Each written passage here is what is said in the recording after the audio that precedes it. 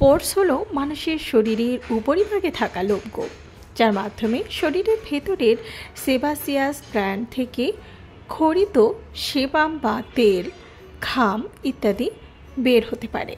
পোর্স বা লোমকূপ আমাদের শরীরে সবসময় থাকে আর তার মাধ্যমে আমাদের শরীরবৃত্তীয় কাজকর্ম অব্যাহত থাকে।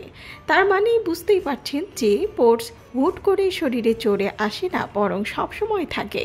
তবে বয়স বাড়ার সাথে সাথে আর কিছু ভুলের কারণে ফেসের পোর্স দৃশ্যমান হয়ে ওঠে। অনেক মানুষ মনে করে মুখ বেশি ধুলেই ত্বক ভালো থাকে। এছাড়াও যাদের ত্বক অয়েলি তারা মুখ একটু তেল তেলে হলেই বারবার ক্লেনজার দিয়ে ওয়াশ করতে থাকে। ওভার ওয়াশিং ত্বকের জন্য ক্ষতিকর এবং যার ফলে ত্বক সাময়িকভাবে একটু ফ্রেশ লাগলেও মূলত মুখের ত্বক ক্ষতিগ্রস্ত হয়। মুখের পোর্স থেকে সেবাম বা তেল আরও বেশি পরিমাণে ক্ষরিত হয়, আর সেবাসিয়াস গ্ল্যান্ড থেকে যত বেশি সেবাম বা তেল ক্ষরিত হয় তত বেশি পোর্স এনলার্জড হতে থাকে এবং দৃশ্যমান হয়। তাই দিন রাত মিলিয়ে 1 থেকে 2 বারের বেশি মুখ ক্লেনজার দিয়ে মুখ ধোয়া ঠিক নয় এবং ধোয়ার পর উচিত মুখে ময়শ্চারাইজার ব্যবহার করা।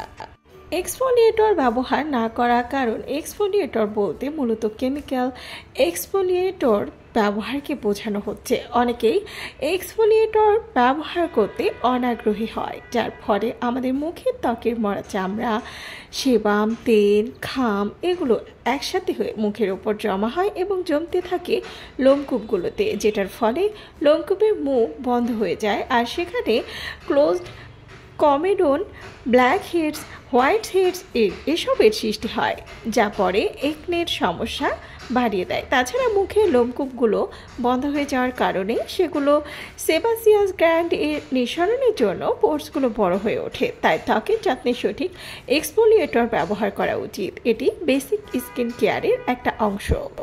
আবার অনেকেই মুখের ঘাম এবং তেল শুষে ফেলতে ব্লটি পেপার ব্যবহার করে, বিশেষত তেলাক্ত ত্বকের অধিকারীরা। কিন্তু এই ব্লটিং পেপার ব্যবহার মুখের পোর্স বা লোমকূপকে এনলার্জড করে ফেলতে পারে, কারণ ব্লটিং পেপারগুলো এমনিতেও মুখের জন্য বেশ রাফ বা হার্ডস হয়। এছাড়াও যতবার ব্লটিং পেপার দিয়ে এই মুখের তেল বা ঘাম একদম লোমকূপের ভেতর থেকে শুষে নেওয়া হয় তত বেশি সেবাসিয়াস গ্ল্যান্ড সেবাম ক্ষরণ করে, যেটার ফলে মুখে আরও বেশি পরিমাণে তেল উৎপন্ন হতে থাকে আর পোর্স দৃশ্যমান হয়ে ওঠে।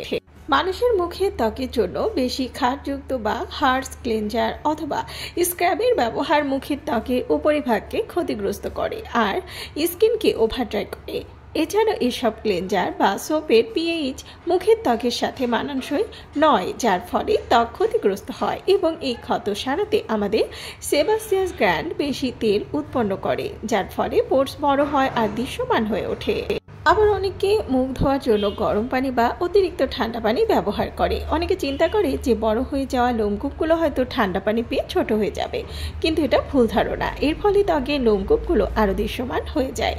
অতিরিক্ত ঠান্ডা বা গরম পানির ব্যবহার ত্বকের ক্ষতি করে আর লোমকূপকে বড় করে ফেলে। অনেকেরই ফেসে acne, closed comedone, blackheads, whiteheads থাকে। অভ্যাসবশত অনেকেই এগুলোকে খোটাখুটি করে আর চাপ দেয়, কিন্তু এর ফলে ত্বকের উপরিভাগ ক্ষতিগ্রস্ত হয়, যার ফলে লোমকূপগুলো বড় হয়ে যায়। তেল ও চর্বিযুক্ত খাবার আর অতিরিক্ত মিষ্টি খাবার খেলে ত্বকের তেল গ্রন্থি থেকে তেল ক্ষরণ বাড়িয়ে দেয়, যা পোর্সকে এনলার্জড করে। তাছাড়া এই ধরনের খাবার কোলাজেন প্রোডাকশনকে ব্যাহত করে।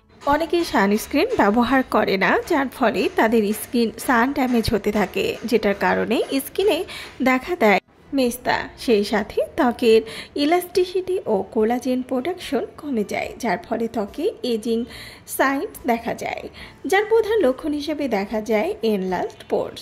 তাই ত্বক সুন্দর রাখতে আর পোর্স এনলার্জড হওয়া প্রিভেন্ট করতে প্রপার সানস্ক্রিন ব্যবহার করতে হবে এবং কোলাজেন যুক্ত খাবারের দিকে ফোকাস বাড়াতে হবে। কোলাজেন প্রোডাকশন বাড়ায় এমন প্রোডাক্ট ব্যবহার করা অথবা এক্সপার্টের পরামর্শে সাপ্লিমেন্ট বয়স বাড়ার সাথে ডায়েট চার্টে যোগ করতে হবে।